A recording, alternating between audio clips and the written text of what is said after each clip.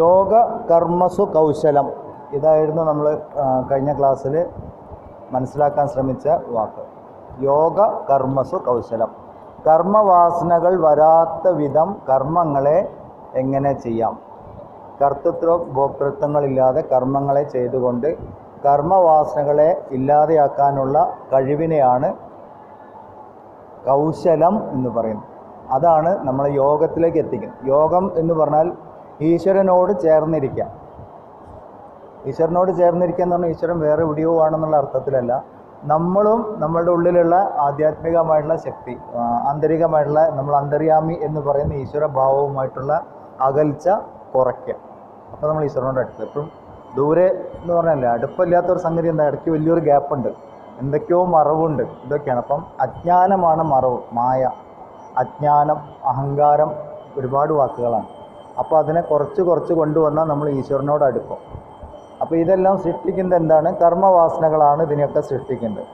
അപ്പോൾ കർമ്മവാസനകളെ ക്ഷയിപ്പിച്ചു കഴിഞ്ഞാൽ, ഇല്ലാതെയാക്കി കഴിഞ്ഞാൽ നമ്മൾ ഈശ്വരനോട് അടുക്കും. കർമ്മവാസനകളെ ഇല്ലാണ്ടാക്കാൻ ഒരേ ഒരു മാർഗ്ഗമുള്ളൂ. കർമ്മവാസനകളൊക്കെ അനുഭവമായിട്ട് നമുക്ക് അനുഭവപ്പെടും. എല്ലാ അനുഭവവും കർമ്മവാസനകൾ. അപ്പോൾ ഇത് ഭഗവത്ഗീത ക്ലാസ്, ഇതൊരു കർമ്മവാസനയാണ്.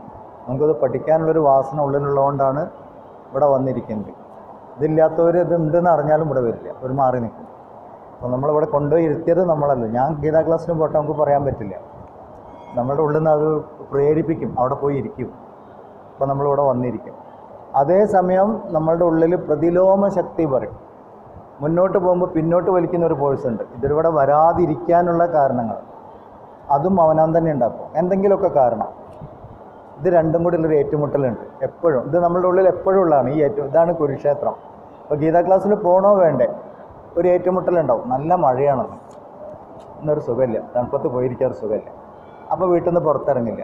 ചിലപ്പോൾ വേറെ എന്തെങ്കിലുമൊക്കെ ഇതിനേക്കാൾ ആകർഷകമായിട്ട് തോന്നുന്ന എന്തെങ്കിലുമൊക്കെ ഉണ്ടാവും. അപ്പോൾ അവിടെ പോയിരിക്കും, ഇങ്ങോട്ട് വരില്ല.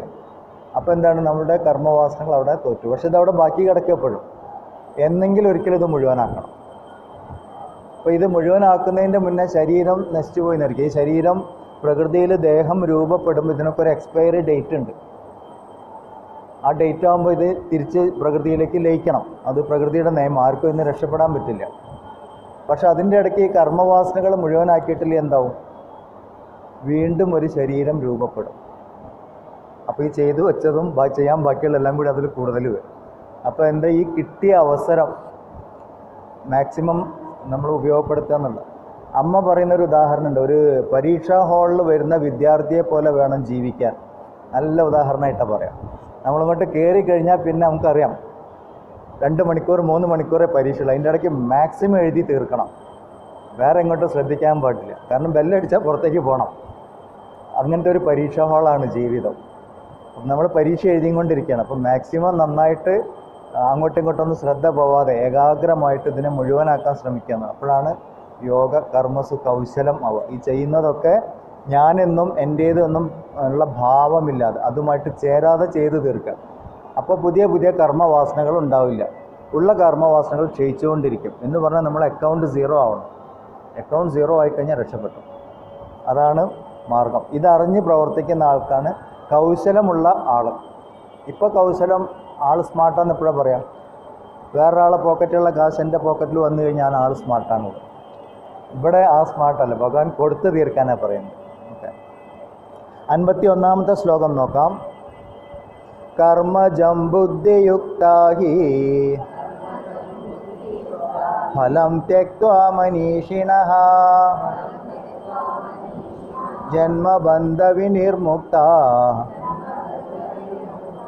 പദം ഗച്ഛന്ത്യനാമയം. സമത്വബുദ്ധിയുള്ള ജ്ഞാനികൾ കർമ്മഫലത്തെ ത്യജിച്ചിട്ട് ജന്മമാകുന്ന ബന്ധനത്തിൽ നിന്ന് എന്നേക്കുമായി മുക്തരായിട്ട് ദോഷരഹിതമായ സ്ഥാനത്തെ പ്രാപിക്കുന്നു.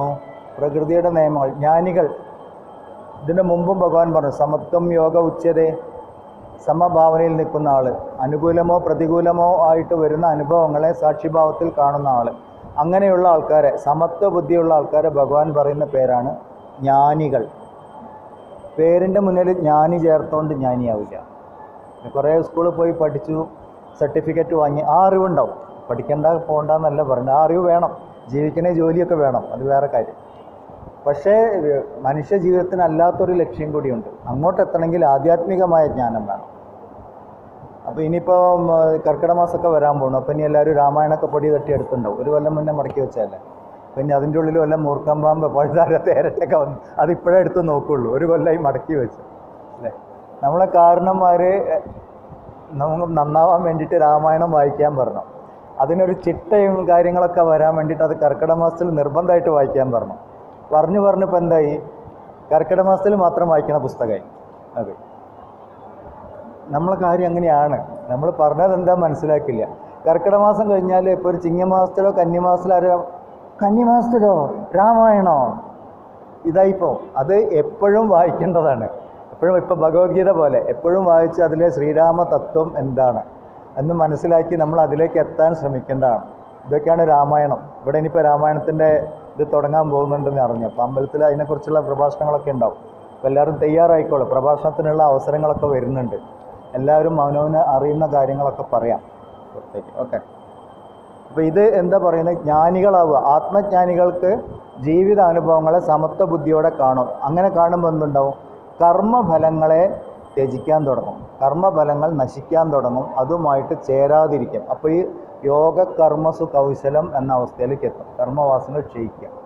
കർമ്മഫലത്തെ ത്യജിക്കുക എന്ന് പറഞ്ഞാൽ അനുഭവങ്ങളുമായിട്ട് ചേരാതിരിക്കുക, അനുഭവങ്ങളെ നോക്കിക്കാണും. അപ്പം നമ്മളുടെ മുമ്പ് ചെയ്ത എന്തെങ്കിലും കർമ്മത്തിൻ്റെ ഒക്കെ ഫലമായിട്ട് എന്തെങ്കിലും അനുഭവം വരുമ്പോൾ ഞാൻ അനുഭവിക്കണോ പറയും. ഭോക്തൃത്വം എന്ന് പറയാം. നമ്മൾ കഴിഞ്ഞ ക്ലാസ്സിൽ ആ വാക്ക് പഠിച്ചു. ഭോക്തൃത്വ ഭാവത്തിൽ ഇരുന്ന് കഴിഞ്ഞാൽ അത് വീണ്ടും കർമ്മവാസനയും, അപ്പോൾ വീണ്ടും അനുഭവിക്കണം. അപ്പം ത്യാഗികൾ എന്ത് ചെയ്യും, കർമ്മഫലത്തിന് അതിൻ്റെ വഴിക്ക് അവിടെ വെച്ചു. അതുണ്ട്, അനുഭവങ്ങളുണ്ട്, വന്നു നിന്നു പോവും, അതറിയാം.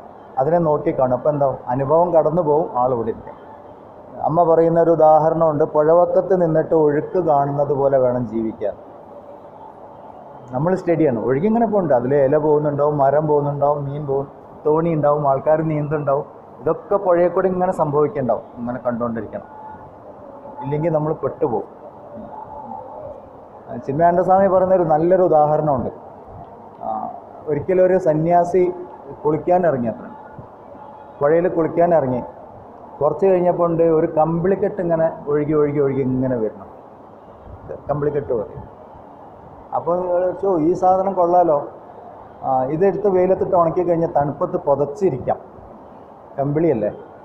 അപ്പോൾ ഈ സന്യാസി എന്ത് ചെയ്തു, സന്യാസി പറഞ്ഞ പുള്ളി ആക്ച്വലി സന്യാസി ആയിട്ടില്ല, തുടങ്ങിയിട്ടുള്ളൂ. അപ്പോൾ നീന്തി പോയിട്ട് ഈ കമ്പിളിക്കെട്ടിനെ കയറി പിടിച്ചു. ഇയാൾ അങ്ങോട്ട് പിടിക്കുമ്പോഴത്തേക്ക് കമ്പിളിക്കെട്ട് ഇങ്ങോട്ട് കയറി പിടിച്ചു. അത് കരടിയായിരുന്നു. കമ്പിളിക്കെട്ട് വിട്ടാലും പോവില്ല.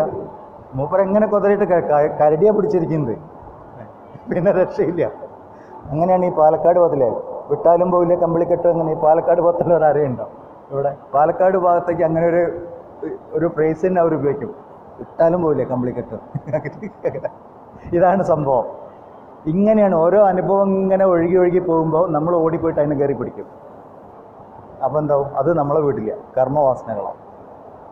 ആത്മജ്ഞാനിക്ക് ഈ സംഭവം അറിയാം. അപ്പോൾ കമ്പിളിക്കെട്ട് ഒഴുകി പോകുമ്പോൾ, അതായത് അനുഭവം ജീവിതത്തിലൂടെ കടന്നു പോകുമ്പോൾ അനുഭവത്തിനെ നോക്കിക്കാണും. അതങ്ങനെ പോയിക്കോട്ടെ, അടുത്തത് വരും, അതും പോയിക്കോട്ടെ. ഇങ്ങനെ നമ്മൾ ആകാശത്ത് പക്ഷികൾ പോകുന്നത് പോലെ നോക്കി കാണാൻ പഠിക്കണം. അപ്പോഴാണ് യോഗ കർമ്മസു കൗശലം എന്ന അവസ്ഥയിലേക്കൊക്കെ നമ്മൾ എത്തുള്ളൂ. കേൾക്കാനൊക്കെ വളരെ സുഖമാണ്, പക്ഷേ പ്രാവർത്തികമാക്കാൻ വലിയ ബുദ്ധിമുട്ടാണ്. ഇപ്പോൾ നമ്മളിവിടെ ഇറങ്ങണ സമയത്തിന് ആരെങ്കിലും എന്തെങ്കിലും ഒന്ന് കുറ്റം പറഞ്ഞാൽ മതി. വെറുതെ കുറ്റം പറയണമെന്നില്ല, പറഞ്ഞു നമുക്ക് തോന്നിയാൽ മതി. നമുക്ക് അയാളോട് വിരോധമായി, അവൻ എന്നെക്കുറിച്ച് എന്തോ പറഞ്ഞിട്ടുണ്ടല്ലോ. പിന്നെ അടുത്ത ആഴ്ച കാണുമ്പോൾ നമ്മൾ മോന്തിരിച്ച് നടക്കും. അങ്ങനെ നമ്മളുടെ ഉള്ളിലെ പ്രശ്നം നമ്മളിങ്ങനെ അവിടെയും ഇവിടെയൊക്കെ പോയിട്ട് ഇങ്ങനെ കൊളുത്തിക്കൊണ്ടിരിക്കും. ഒക്കെ അത് ഓർമ്മിക്കാം. വിട്ട് ജീവിതത്തിനെ സാക്ഷിഭാവത്തിൽ കാണുക. ഭഗവാന്റെ പുഞ്ചിരി, ശ്രീകൃഷ്ണൻ്റെ പുഞ്ചിരിയാണ് പറയാം. ഉദാഹരണമായിട്ട് ഭഗവാൻ എന്തെല്ലാം പ്രശ്നത്തിൽ കൂടെ കടന്നുപോയി. നമ്മളൊക്കെ ഭാഗവതം കേൾക്കുന്നവരാണ്. ഭഗവാന്റെ മുഖത്തെ പുഞ്ചിരി മാഞ്ഞിട്ടില്ല, എപ്പോഴും ആൾ പുഞ്ചിരിച്ചുകൊണ്ടാണ്. കാരണം സാക്ഷിഭാവത്തിൽ കാണുക. നമ്മൾ സിനിമ കാണുന്നത് പോലെ അവനവൻ്റെ ജീവിതം അവനവൻ തന്നെ കഥ എഴുതി സ്ക്രിപ്റ്റ് എഴുതി ഡയറക്റ്റ് ചെയ്ത പിക്ചറാണ് അവനവൻ്റെ ജീവിതം. പക്ഷെ നമ്മളാണത് ചെയ്തത് നമ്മൾ മറന്നുപോയി. അതാണ് നമ്മളുടെ പ്രശ്നം. ഇപ്പോൾ ഒരു സംവിധായകന് ഒരു സിനിമ കാണുമ്പോൾ വലിയ അത്ഭുതം തോന്നില്ല. കാരണം പുള്ളിക്കറിയാം നെക്സ്റ്റ് സീൻ എന്താണ്, ഇതെങ്ങനെയാണ് ഷൂട്ട് ചെയ്തത്, ഇതിൻ്റെ ടെക്നിക്കൽ സൈഡ് എന്താ, അതൊക്കെ അയാൾക്ക് അറിയാം. അപ്പോൾ അയാൾക്ക് വലിയ ഇതൊന്നും ഉണ്ടാവും. ഇതൊന്നും അറിയാതെ സിനിമ കാണാൻ പോകുന്നവർക്ക് നമുക്കൊക്കെ ഭയങ്കര പ്രേം നസീർ 7 മാളിക മുകളിൽ ടവറിൻ്റെ മുകളിലേക്ക് അങ്ങോട്ട് ചാടുന്ന നസീർ, അവിടുന്ന് ഇങ്ങോട്ട് ചാടുന്നില്ല, ആനപ്പുറത്തേക്ക് ഇങ്ങനെ മറിഞ്ഞു കയറുന്ന ജയത്തെ. ഇത് ഷൂട്ട് ചെയ്ത ആൾക്ക് യാതൊരു അത്ഭുതമില്ല, അയാൾക്കറിയാം അതെന്തായിരുന്നിട്ടൊക്കെ. പക്ഷെ നമുക്ക് അതൊരു വലിയ സംഭവമാണ്, നമുക്കറിയില്ല. നമ്മളെ ജീവിതം ഇതുപോലെ നമ്മൾ എഴുതി, നമ്മൾ സ്ക്രിപ്റ്റ് എഴുതി, ഷൂട്ട് ചെയ്ത് നമ്മൾ തന്നെ പ്രദർശിപ്പിച്ചുകൊണ്ടിരിക്കുക. അവനവൻ്റെ മനസ്സാണ് അവനവൻ്റെ ജീവിതം പ്രദർശിപ്പിക്കുന്നത്. പക്ഷെ നമ്മളിത് മറന്നുപോയി. ഞാനാണ് ഇത് രചിച്ചത്, എൻ്റെ കർമ്മവാസനകളെയാണ് ഞാൻ എൻ്റെ ജീവിതമായിട്ട് സ്ക്രീനിൽ കണ്ടുകൊണ്ടിരിക്കുന്നത്. ഇത് മനസ്സിലായി കഴിഞ്ഞാൽ ജീവിതം ഹാപ്പിയായി. ക്ലിയർ ആയല്ലോ പറഞ്ഞു. എപ്പോഴും മാറി നിൽക്കണം, ഇല്ലേ നമുക്ക് ഒരുപാട് മനസ്സിൽ വിഷമങ്ങൾ തോന്നും. ഇങ്ങനെയായിട്ട് എന്ത് ചെയ്യും? ജന്മമാകുന്ന ബന്ധനത്തിൽ നിന്ന് മുക്തരാകും. ജന്മത്തിനെ ബന്ധനം എന്നാണ് ഇവിടെ വിശേഷിപ്പിച്ചിരിക്കുന്നത്. കർമ്മങ്ങളെ കൊണ്ടുണ്ടാക്കിയ ബന്ധനം. അല്ല, പൂന്താനം പറയണ്ടല്ലോ, നമ്മയൊക്കെയും ബന്ധിച്ച സാധനം കർമ്മമെന്നറിയണം, അല്ല അങ്ങനെ എന്തോ ഒരു ഇതില്ലേ, അത് ഓർമ്മിക്കാം. നമ്മളൊക്കെ ബന്ധിക്കപ്പെട്ടിരിക്കുന്ന ജീവിതത്തിനെ ഈ മായ നമ്മളെ ബന്ധിച്ചിരിക്കുകയാണ്. ഈ തത്വങ്ങൾ അറിയാൻ തുടങ്ങും, നമ്മളതൊന്ന് മാറാൻ തുടങ്ങും, ബന്ധനത്തിൽ നിന്ന് മുക്തമാവും. മനസ്സാണ് നമ്മളെ ബന്ധിക്കുന്നത്, മനസ്സാണ് നമ്മളെ മുക്തമാക്കുന്നത്. രണ്ടും മനസ്സാണ്. മനസ്സിൻ്റെ പ്രതീകമാണ് ദേവി. ഇപ്പോൾ ദേവിയുടെ കയ്യിൽ ഇതുണ്ടാവും, പാശാങ്കുശം. ഒരു കയ്യിൽ കയറും ഒരു കയ്യിൽ ഒരു കൊളുത്തും കാണും, ഇങ്ങനെ അല്ലേ. അപ്പോൾ പാശം എന്ന് പറഞ്ഞാൽ കെട്ടിയിടാനുള്ള, കൊളുത്ത് നമ്മളെ മുറിപ്പെടുത്താനുള്ള. ഈ രണ്ട് വിധത്തിൽ ഇഷ്ടം അനിഷ്ടങ്ങളെ കൊണ്ട് നമ്മളെ ജീവിതത്തിൽ ബന്ധിച്ച് നിർത്തും മായാശക്തി. അത് നമ്മൾ മനസ്സിലാക്കി കഴിഞ്ഞാൽ നമ്മളെ പ്രാർത്ഥന എന്താവും? ആദ്യമൊക്കെ കയറും കോലൊക്കെ തന്നെയാണ് നമ്മൾ ചോദിക്കുക. വീട് വേണം, കാറ് വേണം, പരീക്ഷ വേണം, കുട്ടി വേണം, ഇതൊക്കെ തന്നെയാണ് ചോദിക്കുന്നത്. കുറച്ച് കഴിഞ്ഞ് ഇതൊക്കെ കിട്ടും. ഇതൊക്കെ കിട്ടിക്കഴിഞ്ഞാലും നമ്മുടെ ഉള്ളിൻ്റെ ഉള്ളിൽ നമുക്കറിയാം നമുക്ക് തൃപ്തിയില്ല. എന്തൊക്കെ കിട്ടിക്കഴിഞ്ഞാൽ ഒരു അസംതൃപ്തി, എന്തോ ഒരു പോരായി നമ്മുടെ ഉള്ളിൽ എല്ലാവർക്കും ഫീൽ ചെയ്യും. അപ്പോഴാണ് നമ്മൾ ഈശ്വരനിലേക്ക് തിരിയുക. ഓട്ടോമാറ്റിക് ആ ഉള്ളിലെ ദുഃഖം അത് മാറാനായിട്ട് നമ്മൾ ഈശ്വരനിലേക്ക് തിരിയും. അപ്പോൾ നമ്മൾ എന്ത് ചെയ്യും? കിട്ടിയ സാധനമൊക്കെ കൊടുക്കും, ത്യജിക്കാൻ തുടങ്ങും. ഇതിനോടൊന്നും ഒട്ടലില്ലാണ്ട് ജീവിക്കാൻ തുടങ്ങും. വീടുണ്ട്, ഓക്കെ, വീടിന് വീട് തന്നെ വേണം, പക്ഷെ വീട് എൻ്റേതല്ല. ഒരു ദിവസം ഈ വീട് എനിക്ക് ഒഴിവാക്കാനുള്ളതാണ്, ഞാനില്ലെങ്കിലും വീട് അവിടെ ഉണ്ടാവും. ഇങ്ങനെ നമ്മൾ മാറി നിൽക്കും. ഇപ്പോൾ ഈ വലിയ വലിയ പൈസക്കാരുടെയൊക്കെ ജീവിതം നോക്കിയാൽ അറിയാം, അവരൊക്കെ പലതും നേടി, ജീവിതത്തിൽ പലതും നേടി. പിന്നെ ഒരു സുപ്രഭാതത്തിൽ കാണാം കുറേ ചാരിറ്റി വർക്കും അതും ഇതൊക്കെ തുടങ്ങും. അവർക്ക് എല്ലാം നേടിയിട്ടും തൃപ്തിയില്ല. അപ്പം നേടിയതിൽ പലതും കൊടുക്കും. ത്യാഗത്തിലാണ് ആനന്ദമുള്ളത്, അത് അനുഭവിക്കാൻ തുടങ്ങും. അങ്ങനെയൊക്കെയാണ് ഇത് വരുന്നത്. അപ്പം നമ്മൾ ആദ്യം ഇതൊക്കെ നേടിയെടുത്തു കഴിഞ്ഞാലും കൊടുക്കണം എന്നുള്ളൊരു ബോധത്തിൽ, ഇതൊന്നും എൻ്റേതല്ല, എനിക്ക് തന്നതുപോലെ തന്നെ എന്നിൽ നിന്ന് തിരിച്ചെടുക്കാനും പ്രകൃതിക്ക് സാധിക്കും. അപ്പോൾ നമ്മൾ മാറി നിൽക്കും. തൽക്കാലം കസ്റ്റഡി ഉണ്ടാവും. ശ്രീരാമകൃഷ്ണ പരമഹംസർ പറയുന്ന ഉദാഹരണം, വലിയ പൈസക്കാരൻ്റെ വീട്ടിലെ വേലക്കാരിയെ പോലെ വേണം ജീവിക്കാൻ. നല്ല ഉദാഹരണം. അവർക്ക് AC റൂമും ടിവിയും കാറും ഫ്രിഡ്ജൊക്കെ അതൊക്കെ അവർ ഉപയോഗിക്കുന്നുണ്ട്, കാണുന്നുണ്ട്, പ്രയോഗിക്കും. പക്ഷെ അവർക്കറിയാം നാളെ മുതൽ നീ വരണ്ട കേട്ടോ, കഴിഞ്ഞാൽ കഴിഞ്ഞു പോയി. അപ്പോൾ അവർക്കതിനോടൊന്നും ഒട്ടലില്ല. അതുപോലെയാണ് നമ്മളുടെ ജീവിതം. ഇന്ന് നമുക്ക് പലതും ഉണ്ടാവും, ആരോഗ്യം ഉണ്ടാവും. ഒരു ചെറുപ്പത്തിലൊക്കെ നമുക്ക് ഭയങ്കര അഹങ്കാരമാണ്, തടിമെടുക്കില്ല, 6 പാക്കാണ് പൈസ, അങ്ങനെയൊക്കെ ഇങ്ങനെ ജിമ്മിലൊക്കെ പോകേണ്ടതുണ്ടല്ലോ, ഇങ്ങനെ നടക്കുള്ളൂ 4 ദിവസം ജിമ്മിൽ പോയാൽ. അപ്പോൾ കുറച്ച് കഴിഞ്ഞ് ഒരു 45-50 വയസ്സാകുമ്പോഴാണ് ഈ 6 പാക്ക് എല്ലാം കൂടി ഫാമിലി പാക്ക് ആവാൻ തുടങ്ങും. അപ്പോഴാണ് നമുക്ക് കാര്യങ്ങൾ മനസ്സിലാവാൻ തുടങ്ങുക. ഇതൊക്കെ എത്രയേ ഉള്ളായിരുന്നു. ആരോഗ്യം വേണം, ഓർമ്മിച്ച് വെക്കുക. നമുക്കുള്ളതൊക്കെ ഒരു ദിവസം പോകാനുള്ളതാണ്. ഇങ്ങനെ അറിയുമ്പോഴാണ് നമ്മൾ ആധ്യാത്മികമായിട്ട് ചിന്തിക്കുന്നത്. ഇത് നേരത്തെ അറിയാൻ കഴിയുന്ന ആൾക്കാരാണെങ്കിൽ രക്ഷപ്പെട്ടു. കഠോപനിഷത്ത് ക്ലാസ് ചെയ്യുന്നവർക്കറിയാം, യമനം വന്നിട്ട് എന്തെല്ലാം പ്രലോഭനങ്ങളാണ്. ഒരു മനുഷ്യന് കിട്ടാവുന്നതിൻ്റെ മാക്സിമം പ്രലോഭനങ്ങൾ കൊടുക്കുകയാണ് കഠോപനിഷത്തിൽ. നചികേതസിന് ആധ്യാത്മിക ജ്ഞാനം കൊടുക്കാതിരിക്കുക. നചികേതസ് അത് വാശി പിടിച്ചത്, എനിക്കിത് മാത്രം മതി, വേറെ എന്ത് തന്നാലും ഇതൊക്കെ തിരിച്ചെടുക്കുമെന്ന് എനിക്കറിയാം. അതിൻ്റെ കാലത്തിൽ മാത്രമേ വ്യത്യാസമുള്ളൂ. ചിലത് ഒരു ദിവസം കൊണ്ട് പോകും, ചിലത് 1000 കൊല്ലം കൊണ്ട് പോകും. എന്തായാലും ഇത് പോകുന്ന സാധനം എനിക്ക് വേണ്ട. എനിക്ക് മരണത്തിൻ്റെ രഹസ്യം, ആധ്യാത്മിക ജ്ഞാനം എന്താണെന്ന് പറഞ്ഞു തരും. ആ ഒരു ബോധം നമുക്ക് എപ്പോഴും വേണം. നമ്മൾ ഗീതാ ക്ലാസ്സിൽ പോകുമ്പോഴും എന്ത് ചെയ്യുമ്പോഴും ആധ്യാത്മികമായിട്ട് ചെയ്യുമ്പോൾ ഇതൊക്കെ ഞാൻ എന്നിലേക്കുള്ള യാത്രയാണ്, അതിൻ്റെ ഭാഗമാണ്. ഇങ്ങനെ അറിയണം, അപ്പോഴേ നമ്മൾ ജ്ഞാനിയാവുള്ളൂ. എന്നിട്ട് ദോഷരഹിതമായ സ്ഥാനത്തെ പ്രാപിക്കുന്നു. ദോഷരഹിതമായ സ്ഥാനം, യാതൊരു ദോഷമില്ലാത്ത സ്ഥാനം, പരമപവിത്രമായിരിക്കുന്നത് ബ്രഹ്മപദത്തിലേക്ക് എത്തുന്നു. അപ്പോൾ എന്തൊക്കെയാണ് പറഞ്ഞിരിക്കുന്ന ശ്ലോകത്തിൽ? അനുഭവങ്ങൾ വരുമ്പം അതിനെ കർത്തൃത്വം ഭോക്തൃത്വം ഇല്ലാതെ സാക്ഷിഭാവത്തിൽ കണ്ടുകൊണ്ട് കർമ്മവാസനകളെ ക്ഷയിപ്പിച്ചുകൊണ്ട് ബ്രഹ്മപദത്തിലേക്ക് എത്തിച്ചേരാം. ഇതാണ് 51-ാമത്തെ ശ്ലോകം നമുക്ക് പറഞ്ഞു തന്നിരിക്കുന്നത്. 52 യഥാ തേ മോഹകലിലം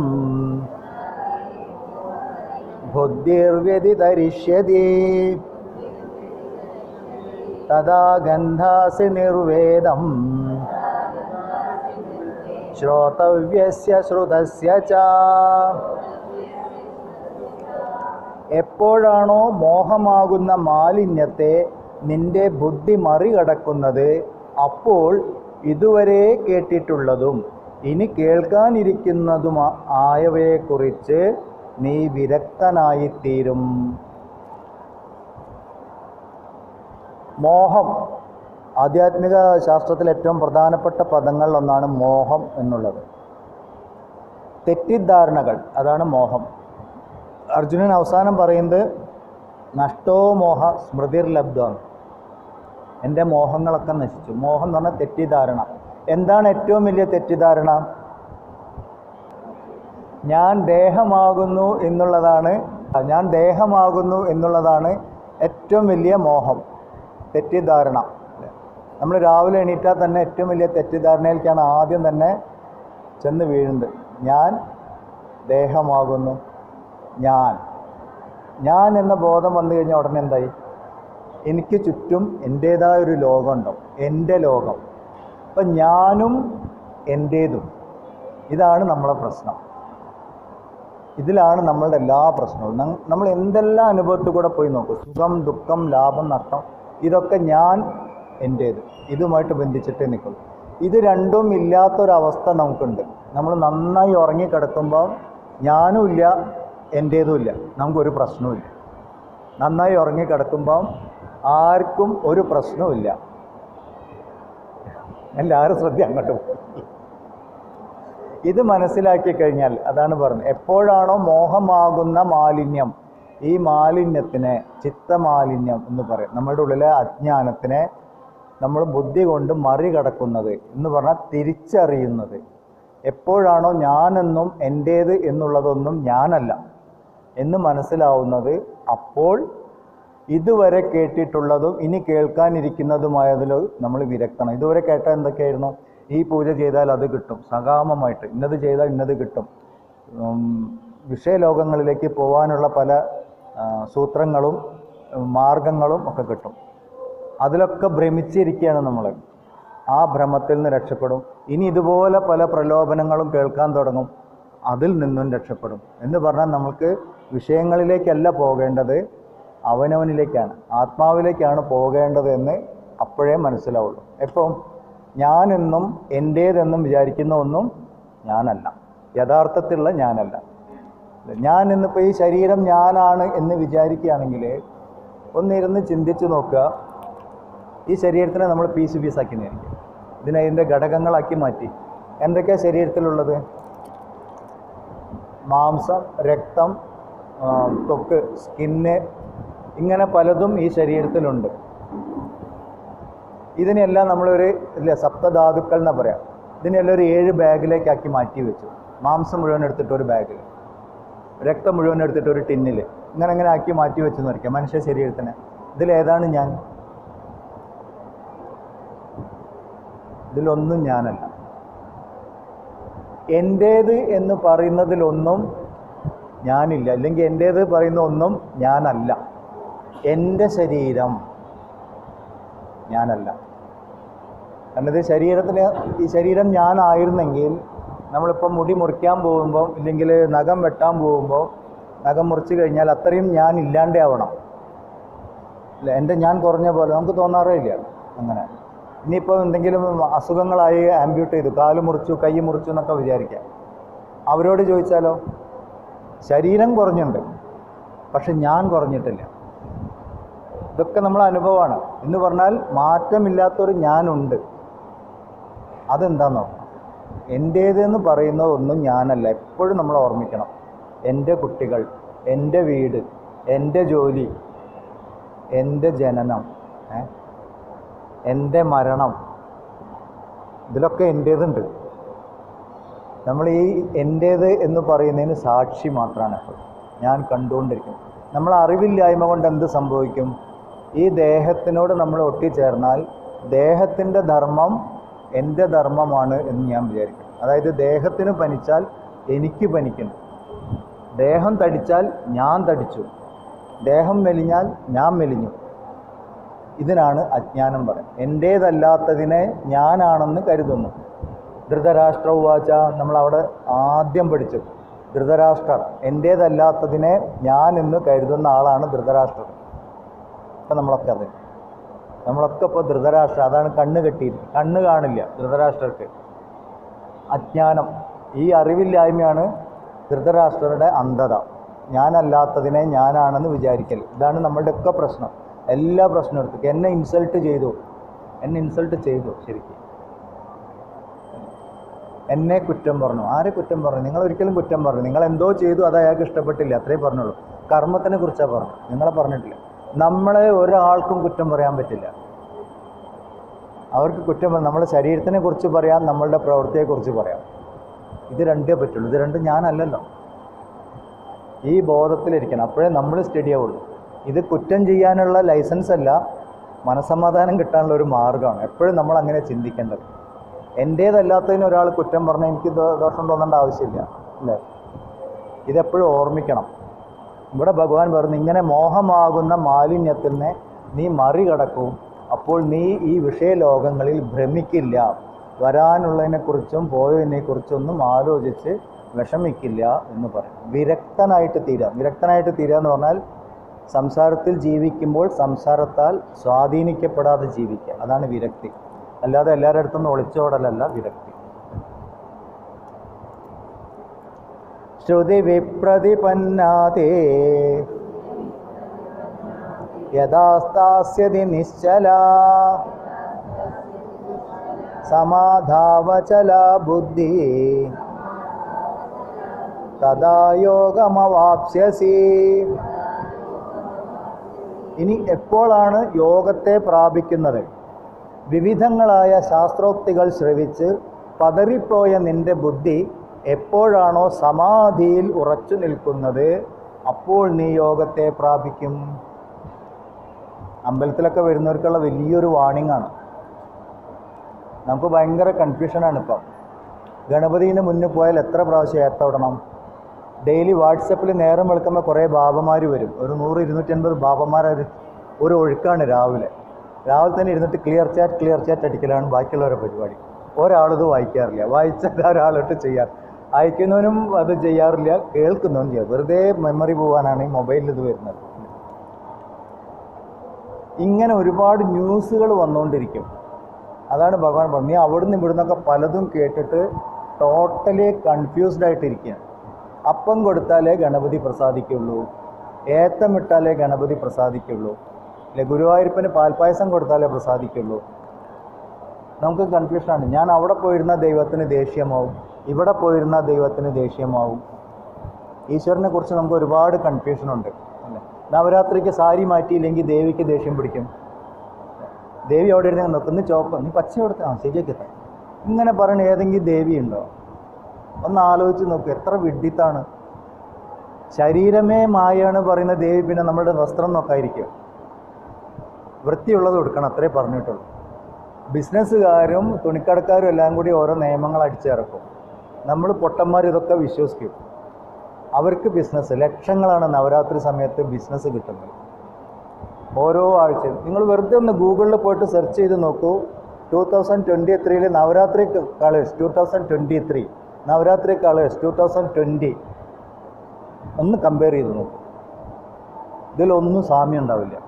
ഓരോ ദിവസം ഓരോ കളർ, ഓരോ വർഷം ഓരോ കളർ പടച്ചു വിടുന്നു. പേടി, നമുക്ക് ദേവിയെ പേടി. ദേവി നമ്മളെ തുണി നോക്കാനിരിക്കുക. ദേവി അവിടെ ടൈലറിങ് ചെയ്യണമൊന്നുമില്ല. നിങ്ങൾ എന്താ എടുക്കുക? ഓർമ്മിച്ച് വെക്കൂ. ഇനിയെങ്കിലും മനസ്സ് ശുദ്ധീകരിക്കാൻ മാത്രമേ ശാസ്ത്രവും ഭക്തിയും പറഞ്ഞിട്ടുള്ളൂ. ഭാഗവതത്തിൽ ശ്രീകൃഷ്ണൻ എന്താണ് ഗോപികമാരുടെ വസ്ത്രം കൊണ്ട് മരത്തിൻ്റെ മുകളിൽ കയറിയിരുന്നു. എന്നിട്ട് കളിയാക്കും ഭഗവാനെ. ഭഗവാൻ കുളിസിയും കാണാൻ പോയി. ഇതാണ് ഭഗവാനെ കളിയാക്കുന്നത്. ഭഗവാന്റെ പ്രായം ആലോചിക്കുന്നില്ല അന്നേരം. കളിയാക്കുന്ന ആളും കേൾക്കുന്ന ആളും. ഭഗവാൻ എന്താ പറഞ്ഞത്? നിങ്ങൾ എന്നിലേക്ക് വരൂ. അവിടെ ഇതിനൊന്നും സ്ഥാനമില്ല. ഭഗവാൻ എടുത്തു മാറ്റിയ വസ്ത്രം നമ്മൾ അണിഞ്ഞിരിക്കുന്ന വസ്ത്രമാണ്. എന്താണ് ഈ വസ്ത്രം? നമ്മൾ 5 കുപ്പായിട്ടിട്ടായിരിക്കുന്നത്. 5 വസ്ത്രം അണിഞ്ഞ ഉള്ളിലാണ് നമ്മളുള്ളത്. ഏറ്റവും മുകളിൽ കാണുന്നൊരു വസ്ത്രമുണ്ട്. ഇതിന് അന്നമയ കോശം എന്നാണ് പറയാം. അന്നമയ കോശം. അന്നം കൊണ്ട് അന്നമായിട്ടിരിക്കുന്ന ശരീരം.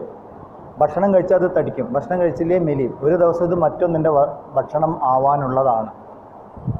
മണ്ണിലേക്കാണ് പോകണമെങ്കിൽ പുഴു തിന്നും, അഗ്നിയിലേക്കാണ് പോകണമെങ്കിൽ ചാരമായിട്ട് മീനോ എന്തെങ്കിലുമൊക്കെ തിന്നും. എന്തായാലും ഇതിനൊരു സാധനം തിന്നും. മറ്റൊന്നിൻ്റെ ആഹാരത്തിനെയാണ് നമ്മൾ ഞാൻ എന്ന് പറഞ്ഞങ്ങനെ കൊണ്ട് നടക്കുന്നത്. എന്ന് പറഞ്ഞാൽ അരിച്ചാക്ക് മറ്റു ജീവികളുടെ ഇത് ചിന്തിക്കുമ്പോൾ നമുക്ക് ശരിക്കും മനസ്സിലാവും ഇങ്ങനെയൊക്കെയല്ലേ. ഇപ്പോൾ ഈയിടെ ഒരു ശവക്കല്ലറ തുറന്നൊരു വീഡിയോ വരുന്നുണ്ട്. അതിനകത്ത് ക്രിസ്ത്യാനികളുടെ ശവക്കല്ലറ തുറന്നാണ്. അപ്പോൾ അതിനകത്ത് നോക്കിയപ്പോൾ കുറച്ച് എല്ലും കഷ്ണം ഒരു തലയോട്ടി മാത്രമേ ഉള്ളൂ. അപ്പോൾ അയാൾ പറഞ്ഞു, ഇയാൾ ജീവിച്ചിരുന്ന സമയത്ത്, ഇതിൻ്റെ ശരീരം പൂർണ്ണമായി ഇരുന്ന സമയത്ത് എന്തൊക്കെ കാണിച്ചു കൂട്ടിയിട്ടുണ്ടാവും. അവസാനം ഇത് മാത്രമേ ഉള്ളൂ. ഇതിലൊരു 1/2 കിലോ ബാഗിലിട്ട് കൊണ്ടുപോകേണ്ട സാധനം. ഇനി നമ്മൾ ദഹിപ്പിച്ചു, നമ്മളൊക്കെ ആരെങ്കിലുമൊക്കെ എടുത്ത് കൊണ്ടുപോയി ഒരു ദിവസം ദഹിപ്പിക്കും. പറഞ്ഞു കേൾക്കുമ്പോൾ പേടിക്കണ്ട, ഇതൊക്കെ ഒരു ദിവസം സംഭവിക്കാനുള്ളതാണ്. അപ്പം ബി പ്രിപ്പയർഡ്. നമുക്ക് എപ്പോഴും ഇതൊന്ന് മാറി നിൽക്കാൻ സാധിക്കും. ഒരു കുടത്തിൻ്റെ ഉള്ളിൽ ഒതുങ്ങാവുന്നതുള്ളൂ. എത്ര കിലോ ഉണ്ടോ? 1 കിലോ 1.5 കിലോ. അതും ഞാനാണോ? അല്ല, എൻ്റെ ചാരം ഞാനല്ല. അപ്പം ഞാനെവിടെ പോയി? ഞാനില്ല. അത്രയും നേരം ഈ സാധനത്തിനെ പ്രവർത്തിപ്പിച്ച ഒരു ശക്തി അതെപ്പോഴും ഉണ്ട്. അത് പ്രകൃതിയിൽ എപ്പോഴും ഉണ്ട്. അതിനകത്താണ് ഈ രൂപം പ്രത്യക്ഷപ്പെട്ടത്. എന്ന് പറഞ്ഞാൽ നമ്മളെ ശരീരം രൂപപ്പെട്ടതും നിലനിന്നതും തിരിച്ചു ചെല്ലുന്നു. ഇതൊക്കെ എപ്പോഴും ഓർമ്മിക്കണം. അപ്പോഴേ ഈ അവസ്ഥയിലേക്ക് നമ്മൾ എത്തുള്ളൂ. നമ്മൾ ഈ അഹങ്കാരം മാറി കിട്ടുള്ളൂ. ഇതൊക്കെ ഇത്രയേ ഉള്ളൂ. ഇത് എപ്പോഴാവുക? ജാതകത്തിൽ 90 വയസ്സ് വരെയൊക്കെ എഴുതിയിട്ടുണ്ട്. ജാതകത്തിലെ കണക്കല്ല ജീവിതത്തിൽ. എപ്പോഴും ആവാം. ഏത് നിമിഷവും നമ്മൾ കുടത്തിലേക്ക് മാറാം. എപ്പോഴും ഓർമ്മിക്കണം. അടുത്ത ആഴ്ച നമ്മൾ കാണുമെന്നുള്ളതിന് യാതൊരു ഗ്യാരണ്ടി ഇല്ല. ഇതൊക്കെ നമുക്ക് അറിയാം. ഇതൊക്കെ കേൾക്കുമ്പോൾ നമ്മൾ തല കുലിക്കും. എന്നാലും പുറത്തിറങ്ങുമ്പോൾ നമ്മൾ വീണ്ടും പഴയ സ്വഭാവത്തിൽ തന്നെയാവും. ഓർമ്മിച്ച് വെക്കണം എപ്പോഴും. മാക്സിമം ഈ കിട്ടിയൊരു അവസരം, നമുക്കൊരു ഉപകരണം, ദേഹം എന്നൊരു ഉപകരണം നമുക്ക് കിട്ടിയിട്ടുണ്ട്. ഈ ഉപകരണത്തിനെ മാക്സിമം പ്രയോജനപ്പെടുത്തുക. ഭഗവാനും പറയുന്നതാണ്, നീ എൻ്റെ കയ്യിലെ ഉപാധിയാണ്. നിമിത്ത മാത്രം ഭവ സവ്യസാചിൻ. നീ എൻ്റെ കയ്യിലൊരു ഉപാധി മാത്രമായിട്ടിരിക്കൂ എപ്പോഴും. ഭഗവാന്റെ കയ്യിലെ ഉപകരണമാണ് ഞാൻ. ഒരു സ്പാനർ എടുത്തിട്ട് ഒരു നട്ടും ബോൾട്ടും നമ്മൾ ടൈറ്റ് ചെയ്ത് കഴിഞ്ഞാൽ സ്പാനറിന് പറയാം ഞാനാ ചെയ്തത്. പക്ഷെ സ്പാനറിനെ പിടിച്ചൊരു കൈ എപ്പോഴും ഉണ്ട്. നമ്മളെ പിടിക്കുന്ന ഒരു കൈയുണ്ട് എപ്പോഴും. ഇതെപ്പോഴും നമ്മൾ ഓർമ്മിക്കണം. ഇതൊക്കെ അതിന് അവകാശപ്പെട്ടാണ്. അപ്പോൾ നമ്മൾ അഹങ്കാരം കുറയും. ഇങ്ങനെ ഭഗവാൻ പറയുന്നു, പല ശാസ്ത്രങ്ങൾ കേട്ടുകൊണ്ട് ദേവിയാണ് വലുത്, ഗണപതിയാണ് വലുത്, ശിവനാണ് വലുത്, ഇങ്ങനെ നമ്മൾ പലയിടത്തുനിന്നും പലതും കേൾക്കും. ഇതൊക്കെ കേട്ടിട്ട് ഭ്രമിച്ച് നിൽക്കുകയാണ്. കാരണം എന്താണ്? തത്വം അറിയില്ല. നമ്മൾ ഏത് ഈശ്വരനെക്കുറിച്ചാണോ കേൾക്കുന്നത് ആ ഈശ്വരന്മാരെല്ലാം ഒരേ ഒരു ചൈതന്യമാണ്. ഒരേ ചൈതന്യത്തിൻ്റെ വിവിധ ഭാഗങ്ങളാണ്, അല്ലെങ്കിൽ വിവിധ രൂപങ്ങളാണ് എന്ന് മനസ്സിലാക്കി കഴിഞ്ഞാൽ ഈ കൺഫ്യൂഷൻ ഇല്ല. ഇപ്പം നമ്മളൊക്കെ കുട്ടി ആകുമ്പോഴേ വികൃതി കളിക്കാതിരിക്കും. അപ്പോൾ അമ്മ ചപ്പാത്തി കുഴയ്ക്കുക, ഇങ്ങനെ ചപ്പാത്തി കുഴയ്ക്കല്ല, ചപ്പാത്തി ഉണ്ടാക്കാൻ ഗോതമ്പ് മാവ് കുഴച്ചുകൊണ്ടിരിക്കുന്ന സമയം. അപ്പോൾ അമ്മയെടുത്ത് പോയിട്ട് അവിടെ സാരി പിടിച്ച് വലിച്ച്, മുടി പിടിച്ച് വലിച്ച് അമ്മയെടുത്ത് വികൃതിയൊക്കെ കാണിക്കും. അമ്മ എന്ത് ചെയ്യും? ഒരു ഉരുള ഗോതമ്പ് എടുത്തിട്ട് തരും, ഇത് കൊണ്ടേ കളിച്ചാൽ പറയും. നമ്മളതും കിട്ടിയിട്ട് വാങ്ങി വെക്കും.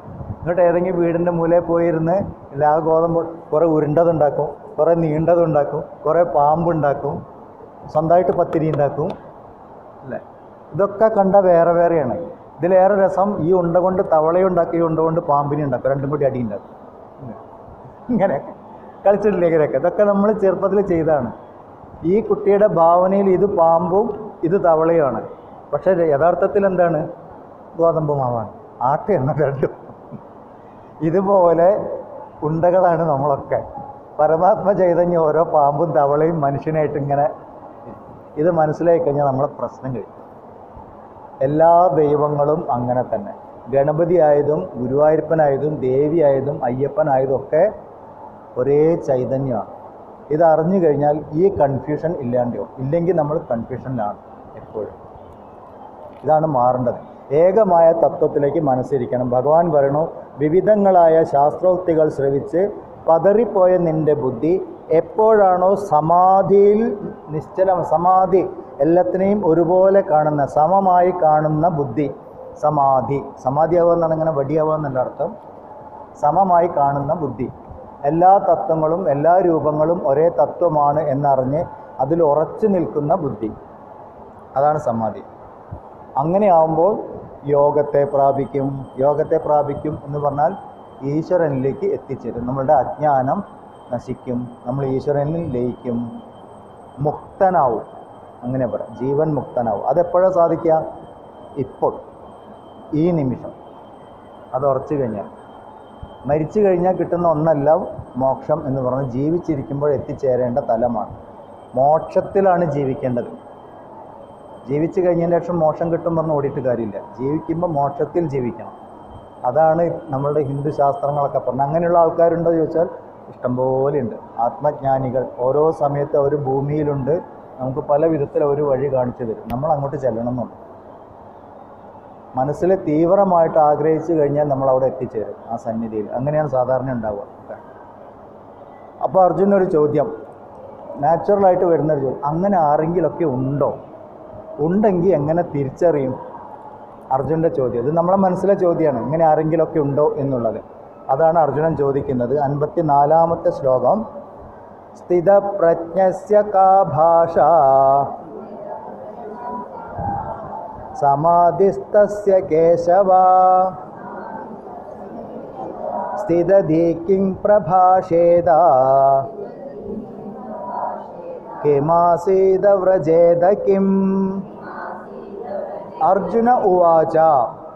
അർജുനൻ ചോദിച്ചു പറഞ്ഞാൽ നമ്മളെല്ലാം ചോദിക്കണം. അതാണ് അർജുനൻ ചോദിച്ചു പറഞ്ഞാൽ.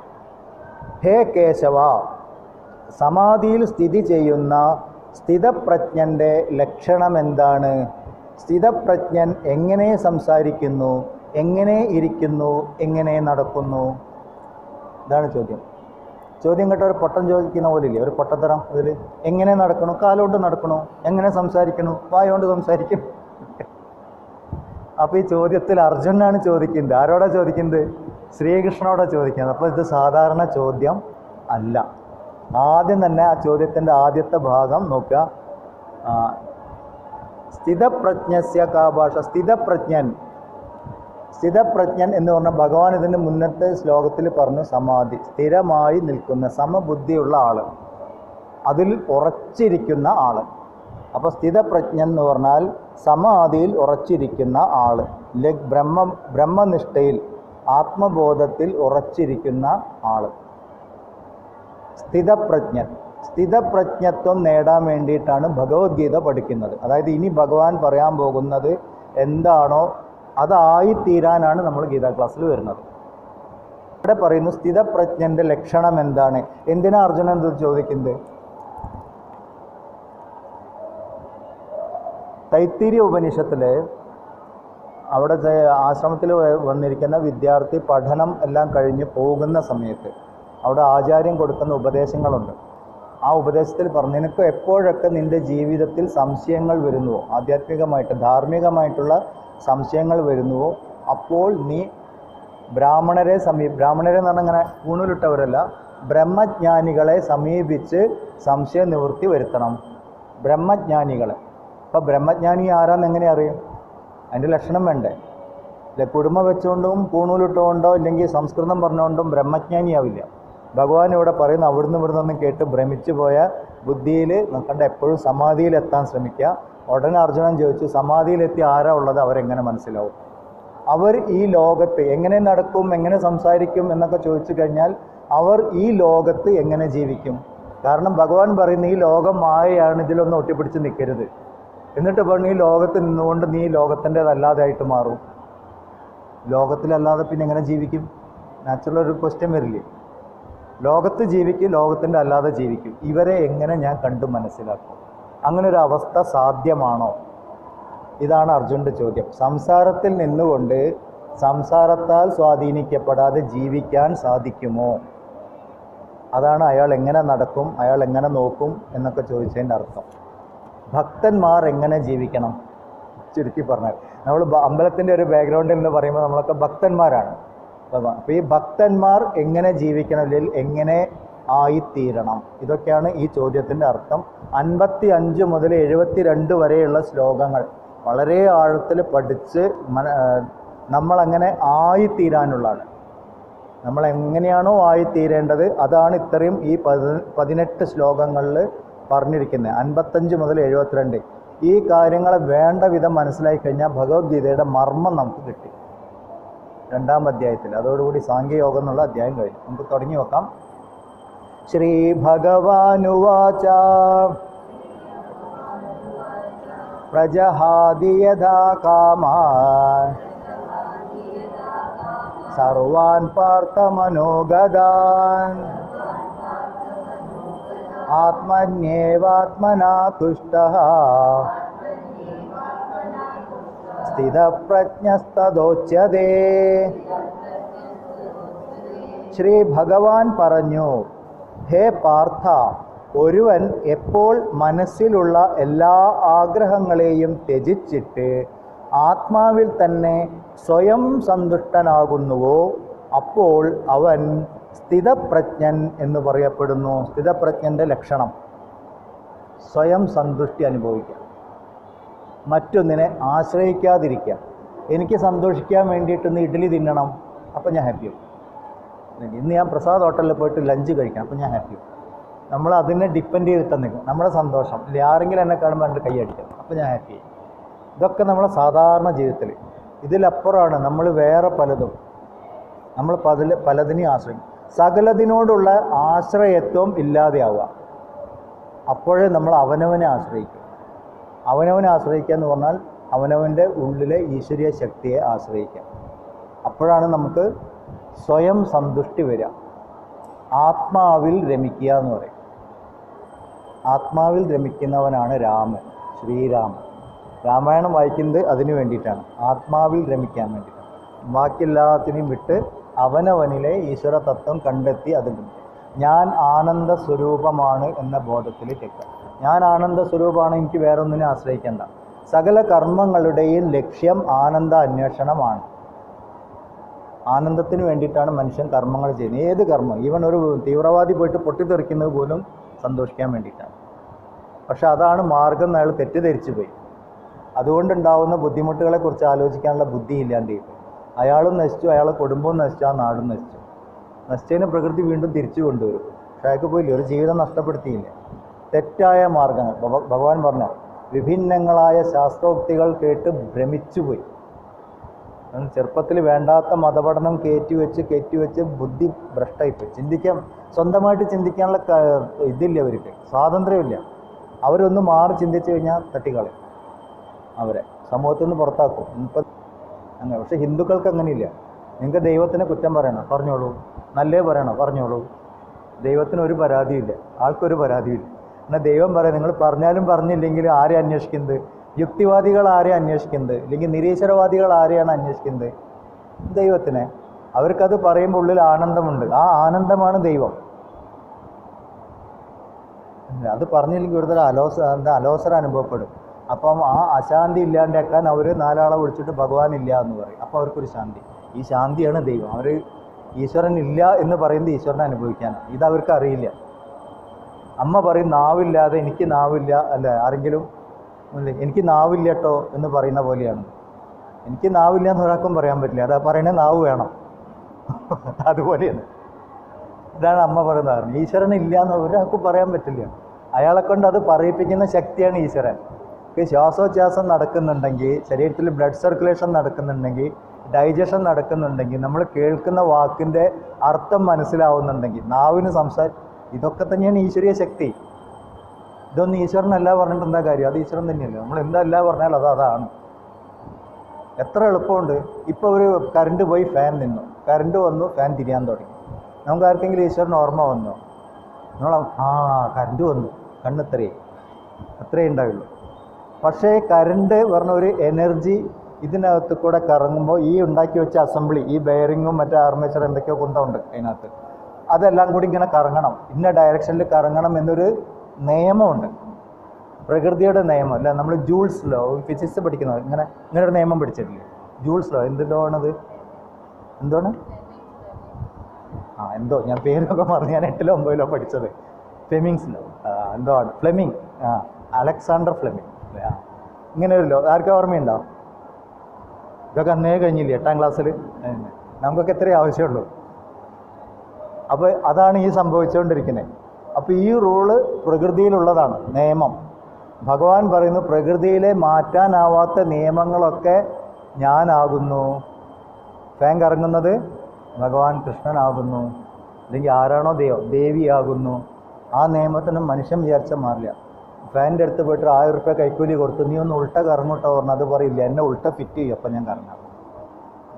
ഇനിയിപ്പോൾ ഈ ഫാനിൻ്റെ സ്വിച്ച് മാറ്റി ഈ ഫാനിൻ്റെ അടുത്ത് ഇവിടെ നമ്മൾ ട്യൂബ് ലൈറ്റ് ഫിറ്റ് ചെയ്ത് വിചാരിക്കുക, അപ്പോൾ എന്തുണ്ടാവും? ട്യൂബ് ലൈറ്റ് തിരിയും ഇല്ല അല്ലേ? ട്യൂബ് ലൈറ്റ് കത്തും. കാരണം എന്താ? അത് കത്താനായിട്ടുണ്ടാക്കിയ സാധനമാണ്, ഇത് തിരിയാനായിട്ടുണ്ടാക്കിയ സാധനമാണ്. പക്ഷെ രണ്ടിലും പോകുന്ന കറണ്ട് സെയിം. ക്ലിയർ ആവണ്ട പറഞ്ഞേ? നമ്മളുടെ ഉള്ളിലൊക്കെ ഉള്ള ഈശ്വരീയ ശക്തി ഒരേ ശക്തിയാണ്. പക്ഷെ നമ്മളൊക്കെ പെരുമാറുന്നത് വ്യത്യസ്തമായിട്ടാണ്. കാരണം എന്താണ്? നമ്മളുടെ കർമ്മവാസനകൾ വ്യത്യസ്തമാണ്. ഓരോ വ്യക്തിയിലും കർമ്മവാസനകൾ വ്യത്യസ്തമാണ്. ഇപ്പോൾ ഞാൻ പറയുന്നുണ്ട്, ഞാൻ എനിക്ക് മനസ്സിലായ കാര്യങ്ങൾ പറയുന്നുണ്ട്. കേൾക്കുന്ന ആൾക്ക് ഇത് ഇതേ വിധത്തിൽ മനസ്സിലാവണമെന്നില്ല. അവർക്ക് എങ്ങനെയാണോ അവരുടെ കർമ്മവാസനകൾ അതുപോലെ അവർ മനസ്സിലാക്കുന്നു. ഇത് ആധ്യാത്മിക ശാസ്ത്രം മാത്രമല്ല. ഒരു കോടതി വിധി വന്നു വിചാരിക്കാം, ഒരു ഹൈക്കോർട്ടിലൊരു വിധി വന്നു, അയാൾ വെറുതെ വിട്ടിരിക്കുന്നു. ഉടനെ ഈ സാധനം എല്ലാം കൂടി എടുത്തിട്ട് മറ്റാൾ അപ്പീൽ പോകും സുപ്രീം കോർട്ടിൽ. അവിടുന്ന് ആ സുപ്രീം കോർട്ടിൽ ആൾ പറയും ഇതേ നിയമങ്ങളും ഇതേ തെളിവും വെച്ചിട്ട് അവിടുത്തെ ജഡ്ജി പറയും അല്ലല്ല, ഇയാളൊരു 7 വർഷത്തേക്ക് ശിക്ഷിച്ചിരിക്കുന്നു. അയാളുടെ ഇൻ്റർപ്രിട്ടേഷൻ മാറി. നിയമത്തിൻ്റെ പ്രശ്നമല്ല അത്, ഇൻ്റർപ്രിട്ടേഷൻ്റെ പ്രശ്നമാണ്. ക്ലിയർ ആവണ്ട പറഞ്ഞു? നമ്മളെ ശാസ്ത്രങ്ങളൊക്കെ ഇങ്ങനെയാണ്. നല്ലത് പറഞ്ഞാലും ചിലർക്ക് ഉൾട്ടേ മനസ്സിലാവുള്ളൂ. ഇവിടെ ഭഗവാൻ പറയുന്നു എല്ലാ ആഗ്രഹങ്ങളെയും ത്യജിച്ചിട്ട് ഒന്നിനോടും ആശ്രയത്വമില്ലാതിരിക്കുന്ന ആൾ, ആത്മാവിൽ സന്തുഷ്ടി കണ്ടെത്തുന്നത് ആരാണോ അയാൾ സ്ഥിതപ്രജ്ഞനാകുന്നു. ഒന്നാമത്തെ കാര്യം, ബാഹ്യമായ വിഷയങ്ങളോട് ആശ്രയത്വമില്ല. എല്ലാ ആഗ്രഹങ്ങളെയും ത്യജിക്കുക. എനിക്കൊന്നും വേണ്ട, ഇതല്ല ത്യജിക്കൽ. അങ്ങനെ നമുക്ക് പറയാൻ പറ്റില്ല. അങ്ങനെ കുറേ ആൾക്കാരുണ്ട്. ഞാൻ വലിയ ഭക്തനാണ് കാണിക്കാൻ വേണ്ടി കുടുംബത്തിലെ ഉത്തരവാദിത്തമൊക്കെ അവിടെ ഇട്ടിട്ട് അമ്പലത്തിൽ വന്നിരിക്കും. ഇവിടെ സപ്താഹവും നാരായണിയായിട്ട് ഇങ്ങനെ ഇരിക്കും. കുടുംബത്തിൽ കുട്ടിക്ക് കല്യാണപ്രായമുണ്ട്, അവിടെ പെണ്ണ് കാണാനൊക്കെ ആൾ വന്നിട്ടുണ്ടാവും. അതൊക്കെ ഗുരുവായൂരപ്പൻ നോക്കിക്കോളും. ഗുരുവായൂരപ്പൻ്റെ ഡ്യൂട്ടി അതല്ല, അത് നിങ്ങളുടെ ഡ്യൂട്ടി, അച്ഛൻ്റെ ഡ്യൂട്ടിയാണ്, ഇല്ലേ അമ്മയുടെ ഡ്യൂട്ടിയാണ്. അത് ചെയ്യണം അമ്മ. അന്നേരം അത് വിട്ടിട്ട് അമ്പലത്തിൽ വന്നിരിക്കുകയല്ലേ ചെയ്യാം. നമ്മളൊക്കെ ഉൾട്ടെ മനസ്സിലാക്കി വെച്ച്. ആഗ്രഹങ്ങളെ ത്യജിക്കുക എന്ന് പറഞ്ഞാൽ ആഗ്രഹങ്ങൾ എവിടെ നിന്നാണോ ഉണ്ടാവുന്നത് അവിടെയാണ് ട്രീറ്റ്മെൻറ്റ്, റൂട്ട് കോസ്. കർമ്മവാസനകളിൽ നിന്നാണ് കാമങ്ങൾ ഉണ്ടാവുന്നത്, ആഗ്രഹങ്ങൾ വരിക. അപ്പോൾ കർമ്മവാസനകളെ ഇല്ലാണ്ടാക്കിയാലേ ആഗ്രഹങ്ങൾ ഇല്ലാണ്ടാവുള്ളൂ, കാമനകൾ ഇല്ലാണ്ടാവുള്ളൂ. അപ്പോൾ ആഗ്രഹങ്ങളെ ത്യജിക്കുക എന്ന് പറഞ്ഞാൽ കർമ്മവാസനകളെ ഇല്ലാതാക്കുക എന്നാണ് അർത്ഥം. കർമ്മവാസനകൾ എങ്ങനെ ഇല്ലാണ്ടാക്കുക? കർമ്മങ്ങളിൽ കർത്തൃത്വ ഭോക്തൃത്വം ഇല്ലാതെയാവുക എന്ന് പറഞ്ഞാൽ ഞാൻ ചെയ്തു, ഞാൻ അനുഭവിച്ചു. അപ്പോൾ കർമ്മവാസനകൾ ഇല്ലാണ്ടാവും. കർമ്മവാസനകൾ കുറയുന്നതനുസരിച്ച് ആഗ്രഹങ്ങൾ കുറയും. ആഗ്രഹങ്ങൾ കുറയുന്നതനുസരിച്ച് നമുക്ക് ബാഹ്യലോകത്തിനോടുള്ള അറ്റാച്ച്മെൻറ്റ് കുറയും. ബാഹ്യലോകത്തിനോടുള്ള അറ്റാച്ച്മെൻറ്റ് കുറയുന്നതനുസരിച്ച് നമുക്ക് ആന്തരിക ലോകത്തിലേക്ക് അടുക്കാൻ തുടങ്ങും, ഭഗവാനോട് അടുക്കാൻ തുടങ്ങും. അങ്ങനെ അവിടെ എത്തിയ ആൾ സ്ഥിതപ്രജ്ഞൻ. അവർക്ക് പുറം ലോകത്തിനോട് അറ്റാച്ച്മെൻറ്റ്, ആശ്രയത്വം ഇല്ല. അങ്ങനത്തെ ആൾക്കാർ ഭൂമിയിലുണ്ട്. ഇതാണ് ഒന്നാമത്തെ ലക്ഷണം. അങ്ങനത്തെ ആൾക്കാർ എവിടെ കാണുന്നുണ്ടോ നമസ്കരിക്കാം. കാരണം അവർ ഈശ്വരൻ്റെ രൂപം തന്നെയാണ്. അവരുടെ ഉള്ളിൽ ബ്രഹ്മബോധം, ആത്മബോധം മാത്രമേ ഉള്ളൂ. ഒരു ശ്ലോകം കൂടി വായിച്ചിട്ട് നിർത്താം. ദുഃഖേഷനുവിഘ്നമനാഃ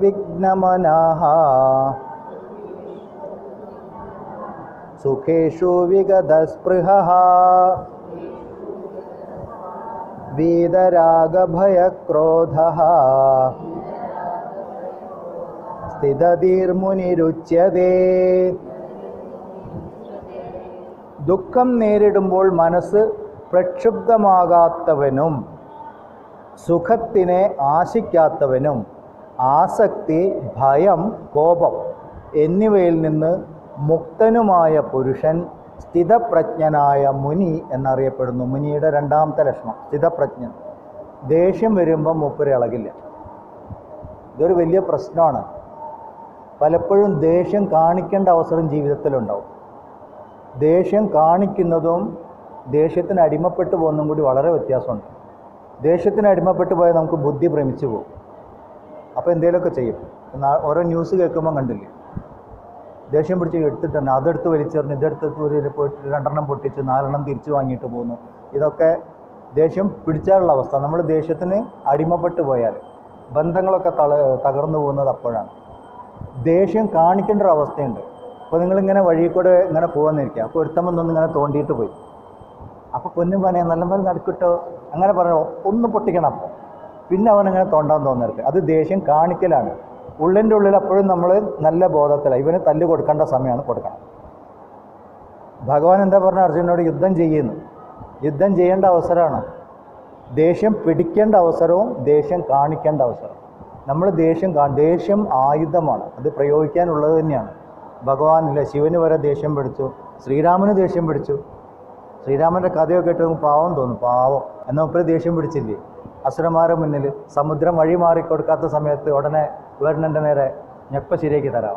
അത് ശ്രീരാമൻ്റെ കോപം വലിയ പ്രശ്നം തന്നെയാണ്. അതൊക്കെ എപ്പോഴും മനസ്സ് പ്രക്ഷുബ്ധമാകാതെ ശാന്തമായിരിക്കുന്ന ആളുടെ ദേഷ്യം ഭയങ്കര ഡേഞ്ചറാണ്. അയാൾക്ക് സങ്കല്പശക്തി ഉണ്ട്. ആ സങ്കല്പശക്തി ഭയങ്കര പവർ. അയാളൊന്നും ചെയ്യണമെന്ന് പോലുമില്ല. പ്രക്ഷുബ്ധമാകാത്ത മനസ്സ്. അപ്പോൾ ദേഷ്യം വരേണ്ട അവസരത്തിൽ ദേഷ്യം കാണിക്കാം, ദേഷ്യത്തിന് അടിമപ്പെട്ടു പോകരുത്. സുഖത്തിനെ ആശിക്കാതിരിക്കുക എന്ന് പറഞ്ഞാൽ ഇന്ദ്രിയങ്ങളെ സുഖിപ്പിക്കാൻ നടക്കുക. അടിപൊളിയായിട്ട് നല്ല ഭക്ഷണത്തിൻ്റെ പിന്നാലെ, ഇഷ്ടപ്പെട്ട കാഴ്ചകൾക്ക് പിന്നാലെ, ഇഷ്ടപ്പെട്ട ശബ്ദത്തിൻ്റെ പിന്നാലെ. വിവേക ചൂടാമണിയിൽ 5 കാര്യങ്ങൾ പറയും. അടുത്ത ക്ലാസ്സിലൊന്ന് ഓർമ്മിപ്പിക്കുക. അപ്പോൾ പറയാം അത് എങ്ങനെയാണ് മനുഷ്യൻ നശിക്കുന്നത്. ഇത് തന്നെ പറയും. 66-ാമത്തെ ശ്ലോകം മുതൽ ഒരു മനുഷ്യൻ എങ്ങനെയാണ് നശിക്കുന്നത് 66ആണ്. 62-ാമത്തെ ശ്ലോകം മുതൽ ഒരു മനുഷ്യൻ എങ്ങനെയാണ് നശിക്കുന്നതെന്ന് പറയുന്നുണ്ട്. അവിടെ പറയാം. അപ്പോൾ വിഷയലോകത്തിലേക്ക് ആസക്തി ഇല്ലാതെ ജീവിക്കുന്ന ആൾ. പിന്നെ അത് ഭയവും കോപവും. ഭയം എന്ന് പറഞ്ഞാൽ അത് എപ്പോഴും അഹങ്കാരത്തിന്, മൃത്യുഭയം. ഞാൻ ദേഹമാണ് എന്ന ബോധത്തിന് ഭയം ഉണ്ടാവുള്ളൂ എപ്പോഴും. അപ്പം ദേഹമല്ല എന്ന ബോധത്തിൽ ഇരുന്ന് കഴിഞ്ഞാൽ ഭയമുണ്ടാവില്ല. അതാണ് ഒരു ലക്ഷണം. കോപം അഹങ്കാരമായിട്ട് ബന്ധപ്പെട്ടാണ്. രാവണനും കംസനൊന്നും വിവരമില്ലാത്തതുകൊണ്ടല്ല, അവർക്കൊക്കെ നല്ല വിവരം ഉണ്ടായിരുന്നു. പക്ഷേ അഹങ്കാരം കൂടുതലായിരുന്നു. അതായിരുന്നു അവരുടെ പ്രശ്നം. അപ്പോൾ അവർ വിഷയങ്ങൾക്ക്, ആശകൾക്ക്, ആഗ്രഹങ്ങൾക്കൊക്കെ അടിമപ്പെട്ടു പോയി. അഹങ്കാരം. അപ്പോൾ ഭഗവാൻ കഴുത്തറുത്തു എന്നൊക്കെ പറയുന്നത് അഹങ്കാരത്തിന് ഇല്ലാണ്ടേക്കും. അപ്പോൾ നമുക്കങ്ങനെ എന്തെങ്കിലും കാരണത്തിൽ നമ്മൾ ഭയങ്കര അഹങ്കാരമൊക്കെ ഉണ്ടെങ്കിൽ ചിലപ്പോൾ ഒരു സുദർശനം അടിച്ചിട്ടുണ്ട് പോകും. ഭയങ്കര ആരോഗ്യത്തിലൊക്കെ ഇങ്ങനെ ശക്തി കാണിച്ച് അവിടെ ഒന്ന് പോയി തട്ടി നോക്കി, ഇവിടെ ഒന്ന് ഇടിച്ച് നോക്കി, അങ്ങനെ നടക്കുന്ന ചെറുപ്പക്കാരൊക്കെ ഉണ്ട്. ഒരു സുപ്രഭാതത്തിൽ കാണാൻ എവിടെയും വീണിട്ട് കൈയും കാലും ഇങ്ങനെ ക്രച്ചസിലാണ്. ആരെങ്കിലും അവനെ താങ്ങി നടക്കണം. അപ്പോൾ അവന് മനസ്സിലാവും ആരോഗ്യമൊക്കെ എത്രയേ ഉള്ളൂ. അത് ഭഗവാൻ കൊടുത്തതാണ്. അവിടെ നിൽക്കുക, അടങ്ങി നിൽക്കുക എന്ന് പറയും. ഇങ്ങനെയൊക്കെ ഉണ്ട്. ഒരുപാട് പൈസയിൽ അഹങ്കരിക്കുന്നവർ പെട്ടെന്ന് ബിസിനസ് താഴേക്ക് പോകുന്നതാണ്. അവിടെ നിൽക്കുക, അധികം ഒന്നും വേണ്ട, മയത്തിൽ ഞാൻ തരുന്നതനുസരിച്ച് ജീവിക്കും. ഇതൊക്കെ അനുഗ്രഹം ആയിട്ട് നമ്മൾ കാണണം, അങ്ങനെ മനസ്സിലാക്കണം. അതൊക്കെയാണ് ആധ്യാത്മിക ജ്ഞാനത്തിൻ്റെ ഗുണം. അപ്പം ഇതിൽ നിന്നൊക്കെ മുക്തനായ പുരുഷൻ സ്ഥിതപ്രജ്ഞൻ എന്നറിയപ്പെടുന്നു. അപ്പോൾ 2 ലക്ഷണങ്ങൾ സ്ഥിതപ്രജ്ഞൻ്റെ ഭഗവാൻ പറഞ്ഞു. അവനവനിൽ തന്നെ സന്തുഷ്ടി ഉണ്ടാവുക, ബാഹ്യലോകങ്ങളെ ആശ്രയിക്കാതെ ഇരിക്കുക. ഇത് രണ്ടുമാണ് നോക്കിയിരിക്കുന്നത്. 57-ാമത്തെ ശ്ലോകം മുതൽ നമുക്ക് അടുത്ത ക്ലാസ്സിൽ നോക്കാം.